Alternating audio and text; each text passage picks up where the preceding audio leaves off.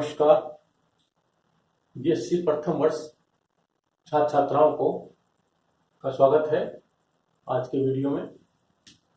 वर्गीकरण का सिलसिला चल रहा था आपका, उसके अंतर्गत दूसरा जो वर्गीकरण है पोरीफेरा संघ के जंतुओं का आज हम ले रहे हैं। पोरीफेरा संघ वे जंतु होते हैं जो बहुकोशिकीय जंतु के रूप में पाए जाते हैं। इससे पहले जो प्रोटोजोआ का अध्ययन किया था वो एक कोश की जंतु थे, यहाँ से बहुकोश की जंतु प्रारंभ हो गए हैं। तो पोरीफेरा एक बहुकोश की जंतु का समूह है और इसमें जो कोशिकाएं इकट्ठा होती हैं, एग्रीगेट होती हैं, वो एक भीड़ के रूप में पाई जाती हैं। इन कोशिकाओं में कोई भी समन्वय आपस में नहीं पाया जाता है, सब अलग अलग स्वतंत्र रूप से कार्य करते हैं। तो इस जैसे कि बस स्टैंड पर लोगों की भीड़ होती है, वो असंगठित रूप पाई जाती है, ऐसी कोशिकाओं की भीड़ से बनी संरचना पोरीफेरा जंतु की पाई जाती है। तो पहले हम इसके सामान्य लक्षणों की विवेचना करते हैं। तो पोरीफेरा जंतु में पाए जाते हैं। ये जो पोरीफेरा जंतु होते हैं अधिकतर समुद्री पाए जाते हैं। समुद्री जल में, लवणीय जल में ये पाए जाते हैं और कुछ जो इनके सदस्य हैं वो फ्रेश वाटर, मृत जलीय पाए जाते हैं। नदियों के, झरनों के इन जल में भी कुछ सदस्य पाए जाते हैं। ये जंतु जो होते हैं स्थानबद्ध रूप से पाए जाते हैं। जैसे पादप होते हैं एक स्थान पर फिक्स होते हैं, इस प्रकार से जंतु भी पादपों के समान स्थानबद्ध पाए जाते हैं। और इस कारण पहले इनको पादपों में रखा गया था, लेकिन बाद में जो अन्य इनके लक्षणों की विवेचना की गई उसके आधार पर उनको वहां से हटाकर इस जंतु जो वर्ग है इसके अंदर रख दिया गया था।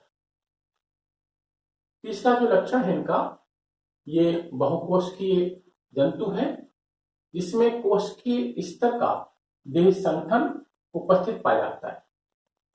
जो देह संगठन होता है, बॉडी ऑर्गेनाइजेशन, वे कोशिकीय स्तर का होता है। जो विभिन्न गतिविधियां हैं दैहिक क्रिया की, वह विभिन्न कोशिकाओं में विभाजित हो गई है। कुछ कोशिकाएं एक काम करती हैं, कुछ कोशिकाएं दूसरा काम करती हैं, कुछ कोशिकाएं अन्य काम करती हैं। इस प्रकार जितनी भी दैनिक गतिविधियां होती हैं, जैविक गतिविधियां होती हैं, वो भिन्न कोशिकाओं के अंदर वितरित कर दी गई हैं। तो ऐसा संगठन कोशिकीय स्तर का देह संगठन कहलाता है, जो इन पोरीफेरा जंतुओं में पाया जाता है। इनकी जो समिति होती है, या तो ये जंतु अरीय समिति पाए जाते हैं या असमिति पाए जाते हैं। जो प्रारंभिक जंतु हैं इनके, वे अरीय समिति पाए जाते हैं, लेकिन आगे चलकर जैसे जैसे इनका विकास होता है, देह विकसित होती है, वैसे वैसे सिमेट्रिकल जंतुओं की जो सिमेट्री होती है वो असमिति रूप में पाई जाने लगती है। उनकी जो संरचना है उसमें अंतर आने लगता है जैसे जैसे देह विकास आगे करती है। जो देह सतह होती है देह की, उसमें विभिन्न छिद्र पाए जाते हैं, पर इन छिद्रों के माध्यम से बाहरी जल देह के अंदर प्रवेश करता है। इनके देह के अंदर एक गुहा पाई जाती है, इसको बोलते हैं स्पोंजोसील। स्पोंजोसील गुहा, जो देही गुहा होती है, इसके अंदर जल आकर बाहर से एकत्र हो जाता है और ये जल यहाँ से एक या दो जो बड़े छिद्र होते हैं, जिनको ओसिकुलम कहते हैं, उनके माध्यम से बाहर निष्कासित कर दिया जाता है। इस प्रकार से एक जलधारा बाहर से देह में प्रवेश करती है और देह से फिर बाहर निकल जाती है। और इस जलधारा के साथ विभिन्न देही गतिविधियां संपन्न होती हैं, जिसके अंतर्गत श्वसन क्रिया है, पोषण क्रिया है, उत्सर्जन क्रिया है और प्रजनन क्रिया है। ये समस्त क्रियाएं इस जलधारा के माध्यम से संपन्न की जाती हैं। जंतु की जो देह भित्ति होती है, बॉडी वॉल होती है, वो द्विकोर की प्रकार की पाई जाती है। डिप्लोप्लास्टिक मतलब द्विकोर की, जिसके अंदर दो स्तर पाए जाते हैं, एक बाहरी स्तर, एक आंतरिक स्तर। यहाँ जो बाहरी और आंतरिक स्तर हैं वो अभी डेफिनेट प्रकार के नहीं बन पाए हैं, लेकिन इनके अंदर जो बाहरी स्तर है उसको पिनाकोडर्म और आंतरिक स्तर को कोनोडर्म कहते हैं। पिनाकोडर्म स्तर में चपटी जो कोशिकाएं होती हैं वो पाई जाती हैं, जबकि जो कोनोडर्म स्तर होता है उसमें कोलर और पक्षमाभी, पेशाबी और कोलर वाली कोशिकाएं पाई जाती हैं। ये कोनोडर्म का निर्माण करते हैं, जो आंतरिक स्तर के रूप में पाया जाता है। इनका जो आंतरिक कंकाल है, इसे बाह्य कंकाल नहीं है, लेकिन आंतरिक कंकाल यहाँ उपस्थित पाया जाता है, और इसका जो संरचना होती है आंतरिक कंकाल की कंटिकाओं से बनी पाई जाती है। स्पिक्यूल मतलब कंटिकाएं। तो ये कंटिकाएं जो होती हैं या तो कैल्शियम से बनी पाई जाती हैं या सिलिकॉन से बनी पाई जाती हैं, और इनके साथ जो स्पॉन्जिन तंतु होते हैं, कार्बनिक जो तंतु होते हैं वो भी पाए जाते हैं। तो आंतरिक कंकाल यहाँ उपस्थित पाया जाता है, जो देह को आधार प्रदान करता है। जो एल्लिंगी प्रजनन क्रिया है ये मुकुलन क्रिया के द्वारा की जाती है। बडिंग मतलब मुकुलन क्रिया, और मुकुलन क्रिया के अंतर्गत बाह्य तथा आंतरिक दो प्रकार की कलिकाएं बनती हैं। जो आंतरिक कलिका है उसको जेम्यूल का नाम दिया गया है। तो ये दो कलिकाओं के माध्यम से अपनी लैंगिक प्रजनन क्रिया संपन्न करता है। जो लैंगिक प्रजनन क्रियाएं हैं इसके संबंध में जंतु उभयलिंगी जंतु के रूप में पाया जाता है। इसमें नर और मादा दोनों लक्षण, दोनों जो जनन का कार्य एक ही जंतु में पाया जाता है, लेकिन इसके अंदर कोई निश्चित जनन नहीं पाए जाते हैं। अंडाशय और वृषण इस तरह से डेफिनेट जो जनन है वो यहाँ अभी बन नहीं पाए हैं। कुछ कोशिकाएं इनके कार्य करती हैं, कुछ कोशिकाएं टेस्टिस के रूप में कार्य करते हुए ये जो शुक्राणु है निर्माण करती हैं, और कुछ कोशिकाएं अंडाशय के रूप में अंडाणु का निर्माण करते हैं। ये जो उभयलिंगी जंतु होता है ये प्रोटोगाइनी प्रकार का पाया जाता है। प्रोटोगाइनी मतलब जो मादा जनन है वो पहले विकसित होते हैं नर जनन की तुलना में, जिससे निषेचन क्रिया है पर निषेचन के माध्यम से संपन्न की जाती है। बाह्य निषेचन है, जो अरीय नाली होती हैं देहभित्ति में, उनके अंदर निषेचन क्रिया पाई जाती है, इसको बाह्य निषेचन क्रिया कहते हैं। इन जंतुओं के अंदर जो पोरीफेरा जंतु होते हैं उसमें जो रिजनरेशन क्रिया होती है, पुनरुद्भवन क्षमता होती है, असीमित प्रकार की पाई जाती है, या जो इनका रीएलिमेंट जो क्षमता है, कैपेसिटी है, वो भी असीमित प्रकार की पाई जाती है। यदि हम पूरी इस पोरीफेरा जंतु की देह को छोटे छोटे या बिल्कुल बारीक कणों में विभाजित कर दें और उसको छान लें किसी कपड़े से, फिर भी ये कोशिकाएं आपस में एक होकर जंतु का निर्माण करने में सक्षम पाई जाती हैं। तो ये इसमें असीमित प्रकार से पुनरुद्भवन क्षमता पाई जाती है। ये जो शाखा है पोरीफेरा, जो एक इवोल्यूशन की शाखा होती है, ये एंडिंग शाखा होती है। ये इंडिपेंडेंट ब्रांच ऑफ इवोल्यूशन की ये एक स्वतंत्र शाखा के रूप में पाई जाती है। इससे जो आगे जंतुओं का उद्विकास नहीं पाया गया है ये यहीं आकर खत्म हो जाती है। इसके अन्य जंतु अन्य शाखाओं से विकसित पाए जाते हैं। तो ये इसके सामान्य लक्षण है पोरीफेरा संघ के जंतुओं का। अब हम वर्गीकरण की बात करते हैं। पोरीफेरा जो संघ है इसका वर्गीकरण 3 अलग अलग वर्गों में किया गया है। तो 3 वर्ग हैं, उनका जो आधार है, जिसका क्लासिफिकेशन का आधार है, वो इसका आंतरिक कंकाल की प्रकृति होती है। आंतरिक कंकाल की जो प्रकृति है उसके आधार पर पोरीफेरा संघ को अलग अलग वर्गों में वर्गीकृत किया जाता है। तो जो पहला वर्ग है कैल्सी स्पॉन्जी है, हाइलो स्पॉन्जी है, डेमो स्पॉन्जी है। ये 3 अलग अलग वर्ग पाए जाते हैं कोलिफेरा संघ के। ये जो कैल्सी स्पॉन्जी जंतु होते हैं उसमें कैल्शियम निर्मित कंटिकाएं पाई जाती हैं आंतरिक कंकाल के अंदर, और ये जो कैल्शियम निर्मित कंटिकाएं हैं वो मोनो एक्सोन और टेट्रा एक्सोन प्रकार की पाई जाती हैं। ये तो मोनो एक्सोन वाली एक ही शाखा है, मोनो एक्सोन इस कंटिका है।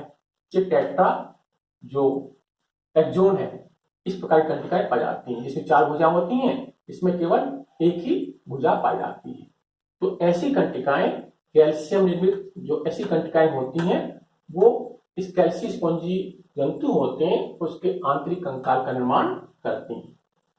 ये जो हाइलो स्पॉन्जी है इसमें जो कंटिकाएं पाई जाती हैं आंतरिक कंकाल के अंदर वो जो सिलिकन है, सिलिकन से बनी पाई जाती हैं, और ये ग्लास जैसा जो पदार्थ है ये इनको एक पारदर्शी अपीयरेंस प्रदान करता है। तो ये जो सिलिकन निर्मित कंटिकाएं होती हैं ये ट्राई एक्टिनेट और हेक्सा एक्टिनेट प्रकार की पाई जाती हैं। तो ट्राई एक्टिनेट में 3 भुजा होती हैं और हेक्सा एक्टिनेट के अंदर 6 भुजाएं पाई जाती हैं। हमने जो चित्र बनाया है हेक्सा एक्टिनेट का बनाया है, और जो इसमें 3 भुजाएं हम कम कर दें तो ये ट्राई जो एक्टिनेट प्रकार की कंटिकाएं बन जाती हैं। तो पहले ट्राई एक्टिनेट प्रकार की कंटिकाएं बनती हैं, यानी कि जो वो हेक्सा एक्टिनेट जो स्पिक्यूल्स वाली कंटिकाएं होती है इसमें जो भुजाएं टूट जाती हैं कि ट्राई एक्टिनेट प्रकार की जो कंटिकाएं बन जाती हैं। तो इसमें जो सिलिकन निर्मित कंटिकाएं होती हैं वो ट्राई एक्टिनेट या हेक्सा एक्टिनेट प्रकार की पाई जाती हैं। ये डेमो स्पॉन्जी जंतु होते हैं उसके अंदर ये जो सिलिकन कंटिकाएं हैं ये और स्पॉन्जिन फाइबर्स दोनों मिलकर आंतरिक कंकाल का निर्माण करते हैं, और सिलिकन कंटिकाएं जो होती हैं इनसे भिन्न होती हैं। ये सिलिकन कंटिकाएं मोनो एक्सोन या टेट्रा एक्सोन प्रकार की पाई जाती हैं इन डेमो स्पॉन्जी तंतुओं के आंतरिक कंकाल के अंदर। तो ये आंतरिक कंकाल की जो प्रकृति है तीनों में भिन्न भिन्न प्रकार से पाई जाती है। तो हम बात करते हैं नाल तंत्र की, जो कैनाल सिस्टम है इन तीनों में उसमें भी थोड़ी भिन्नता पाई जाती है। ये जो कैल्सी स्पॉन्जी जंतु होते हैं उसमें नाल तंत्र एस्कोन, साइकोन, ल्यूकोन तीनों प्रकार के नाल तंत्र यहाँ पाए जाते हैं।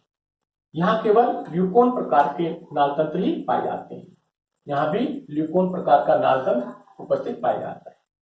तो जो प्रारंभिक अवस्थाएं हैं एस्कोन, साइकोन ये केवल यही पाई जाती हैं। नाल तंत्र की बात जब हम आगे पढ़ेंगे उसमें विस्तृत रूप से करेंगे। अब ये जो कैल्सी स्पॉन्जी जंतु होते हैं या वर्ग होता है इसको 2 अलग अलग गणों में हमने बांट दिया है। एक होमोसीला है, एक हेटेरोसीला। होमोसीला के अंदर एस्कन प्रकार का नाल तंत्र पाया जाता है, जबकि हेटेरोसीला के अंदर साइकोन और ल्यूकोन प्रकार का नाल तंत्र पाया जाता है। एस्कोन प्रकार का नाल तंत्र सबसे कम विकसित पाया जाता है, उससे बाद साइकोन होता है और फिर ल्यूकोन प्रकार का नाल तंत्र। इस प्रकार से नाल तंत्र का विकास पाया जाता है। तो जो होमोसीला गण है इसका जो उदाहरण है ल्यूकोसोलेनिया, एक स्पंज है जो इसका उदाहरण के रूप में पाया जाता है। हेटेरोसीला में साइकोन है जो हमारे कोर्स में है, दोनों कोर्स में हमारे दोनों को हम आगे विस्तृत रूप से पढ़ेंगे। ये जो हाइलो स्पॉन्जी वर्ग है इसको भी 2 गणों में बांट दिया गया है। एक जो गण है हेक्सास्टीरोफोरा और दूसरा एम्फीडिस्क स्टीरियोफोरा। 2 प्रकार के ये गण हैं। हेक्सास्टीरोफोरा के अंदर जो कंटिकाएं होती हैं वो 6 भुजा वाली पाई जाती हैं। हेक्सा एक्टिनेट प्रकार की सिलिकन कंटिकाएं यहाँ पाई जाती हैं इस गण के अंदर।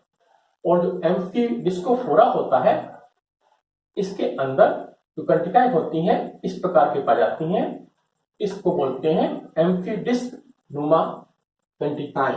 तो दोनों कंटिकाएं सिलिकॉन से बनी पाई जाती है, लेकिन दोनों की जो आकृति है भिन्न भिन्न प्रकार की पाई जाती है। तो ये आंतरिक कंकाल के आधार पर दोनों को हमने अलग अलग विभेदित कर दिया है। इसका जो उदाहरण है यूप्लेक्टेला है, इसका उदाहरण हाइलोनेमा जंतु पाया जाता है। अब ये जो तीसरा वर्ग है डेमोस्पोंजी, जिसके अंदर सिलिकॉन कर्टिकाएं स्पोंजी तंतु दोनों मिलकर आंतरिक कंकाल का निर्माण करते हैं, इस संबंध में बात करते हैं। इसको हम तीन उपवर्गों में विभाजित कर देते हैं डेमोस्पोंजी वर्ग को। पहला जो इसका वर्ग है टेट्राएक्टिनिडा, मोनोएक्सोनिडा और केरोटोसा, ये तीन अलग अलग उपवर्ग हैं इस डेमोस्पोंजी वर्ग के। इसके अंदर टेट्रा मतलब चार वाला, ये पहले जो इसका गुण है वही उपस्थित है। तो इनका जो आंतरिक कंकाल होता है उसमें सिलिकॉन से बनी कंटिकाएं पाई जाती हैं और जो टेट्राएक्सोन प्रकार की होती हैं जिसमें चार भुजाएं पाई जाती हैं। तो ऐसा जो आंतरिक कंकाल है वो इस उपवर्ग में पाया जाता है। और इसके कुछ सदस्य के अंदर जो आंतरिक कंकाल है वो अनुपस्थित भी पाया जाता है, दोनों प्रकार का है। या तो आंतरिक कंकाल अनुपस्थित है या फिर जिसमें उपस्थित है वो सिलिकॉन से बनी जो टेट्राएक्सोन कंटिकाएं होती हैं उससे बना पाया जाता है।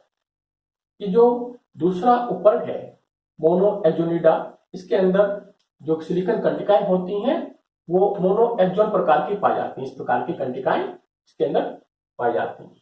और इनके साथ साथ जो स्पॉन्जिंग तंतु होते हैं, जो कार्बनिक तंतु होते हैं, वो भी इसके आंतरिक कंकाल में पाए जाते हैं।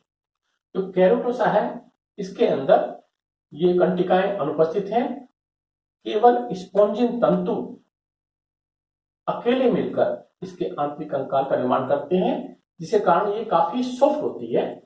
और इसके जो उदाहरण है यू स्पोंजिया तंतु इसके अंदर पाया जाता है। अब ये जो टेट्राएक्टिनिडा है इसको हम तीन अलग अलग गुणों में विभाजित कर देते हैं। एक है मिक्सो स्पोंजिडा, एक होता कैरोनोसा, एक है कोरिस्टिडा। तो ये तीन अलग अलग गण हैं इस टेट्राएक्टिनिडा उपवर्ग के। मिक्सो स्पोंजिडा जो होता है इसमें जो आंतरिक कंकाल है अनुपस्थित पाया जाता है। तो इसका उदाहरण है ओस्केरेला, इसके अंदर आंतरिक कंकाल पूर्णतः अनुपस्थित पाया जाता है। ये जो कैरेनोसा गण है इसमें जो कंटिकाएं होती हैं जो किससे बनी है, सिलिकॉन से बनी है। सभी कंटिकाएं एक जैसी होती हैं, यहाँ छोटी लघु और गुरु कंटिकाएं अलग अलग से विभेदित नहीं पाई जाती, समस्त कंटिकाएं एक जैसी पाई जाती हैं। और इसका उदाहरण है लेकाइना। जो इसका कोरिस्टिडा है इसका जो आंतरिक कंकाल होता है उसमें उपस्थित कंटिकाएं छोटी और बड़ी, गुरु और लघु दोनों प्रकार की कंटिकाएं इसके आंतरिक कंकाल में पाई जाती हैं। यहाँ स्पोंजिन तंतु नहीं है, केवल जो सिलिकॉन निर्मित कंटिकाएं वही आंतरिक कंकाल में पाई जाती हैं। और इसका उदाहरण है जियोडिया। अब हम बात करते हैं इस मोनोएक्सोनिडा उपवर्ग की, जिसको हमने पुनः तीन गणों में विभाजित कर दिया है। एक को हेट्रोमेराइना कहते हैं।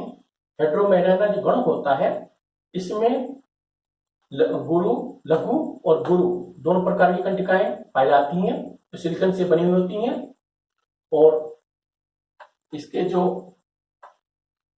कंटिकाएं हैं लघु और गुरु दोनों मोनोएक्टिनेट प्रकार की पाई जाती हैं। मोनोएक्टिनेट इस प्रकार की संरचना है जिसके अंतर्गत ये कंटिकाएं पाई जाती हैं, लघु और गुरु कंटिकाएं आंतरिक कंकाल के अंदर। इसके अंदर जो हेलिकोडोना है इसमें मोनो और डाइएक्टिनेट प्रकार की गुरु कंटिकाएं पाई जाती हैं। इसमें केवल गुरु कंटिकाएं हैं, लघु कंटिकाएं अनुपस्थित पाई जाती हैं। और गुरु कंटिकाएं दो प्रकार की हैं, मोनो और डाइएक्टिनेट। ये हो गया मोनो जिसमें एक ही तरफ है, और डाई एक्टिनेट में होता है इस प्रकार से दोनों तरफ इसमें दिशाएं पाई जाती हैं। ये डाई एक्टिनेट प्रकार का तंत्रिका पाई जाती है। ये मोनो एक्टिनेट है, ये डाई एक्टिनेट है।